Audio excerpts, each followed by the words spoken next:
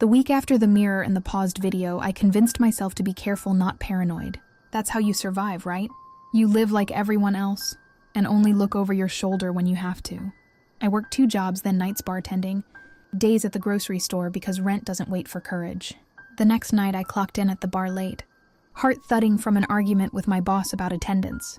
I was wiping glasses and juggling 5 drink orders when I saw him. At the end of the bar, the kind of smile that used to make me melt. He'd asked to be seated in my section. Of course he did. My hands went cold. I pretended not to notice. He sat there like he belonged, ordering slow, watching me work, slipping a tip that felt like a dare. I told myself to be professional. So I poured drinks, slid plates, kept my voice steady while my chest wanted to explode. "Hey," he said when I came by with his second round, voice low enough for only me to hear. "You look good." He reached across the bar like he could bridge the years between us. I set the beer down, palms shaking, and forced a fragile smile. "Thank you," I said and walked away. My manager, who usually trusted me, shot me a look about being late the week before. I mouthed sorry and kept serving. The whole night I moved around Marcus like a live wire. He never raised his voice, never threatened. He didn't have to. He lingered. He watched. I went home after the shift and slept like someone who thinks safety is a thing you earn with exhaustion. Morning came too soon. Grocery store, aisle 5, register 4.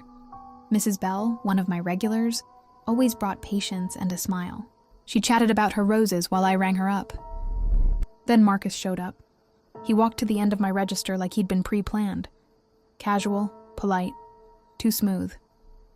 He leaned on the counter and grinned at Mrs. Bell. "Can I sack your groceries?" he asked, loud enough for the whole line to hear. Mrs. Bell laughed like she thought he was flirting. "Such a nice young man," she said, oblivious to the drop in my stomach. He started bagging her groceries with a practiced hand, eyes flicking to me like a man marking territory. It was humiliating the way he made a scene out of being friendly, the way people smiled and labeled it harmless. My manager, who had worked with me long enough to know when I was blinking hard to hold myself together, stepped in and asked Marcus to leave. "Not your spot," she said firm. He left with that same satisfied smile like he'd proven a point. I broke down in the stockroom and told my manager everything about the mirror. The note, the video, the breathing. She hugged me and said the thing everyone says, when they want to help but don't know how. "You should get another restraining order." "Would stop him?" I asked. She shrugged like an apology. "It might help. It might not, but we'll go with you to the police if you want." When I got home, I felt a quiet, unnatural calm, like the day was holding its breath. I reached for my keys and my stomach turned to ice. There was a rustle in the bushes by my porch that didn't belong to wind. My heart slammed so hard I almost dropped the grocery bags. Before I could react, a shadow lunged out Marcus. He stepped into the light like he'd rehearsed the moment 1,000 times. My keys fell, clattering across the concrete. The sound felt like lightning. "Please," I whispered, the word useless, because begging had never stopped him. He smiled, not cruel but satisfied. "You can't run forever."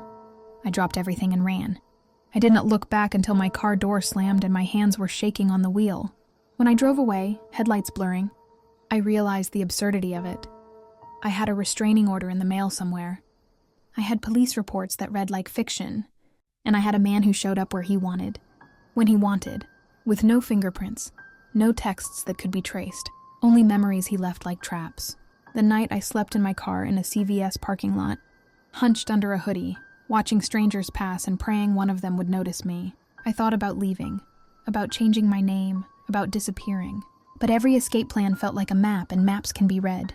When morning came, I called my manager and told her I couldn't come in. I called my sister and told her everything, the whole truth, the parts I'd hidden because they sounded insane out loud. She said the word I hated hearing, move.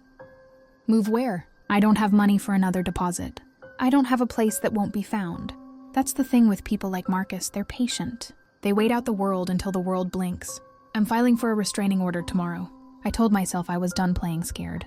But when I closed my eyes that night, I saw Marcus's smile in the dark, heard the whisper of his breath on the porch, and wondered if legal papers could ever stop someone who already knew the shape of my life.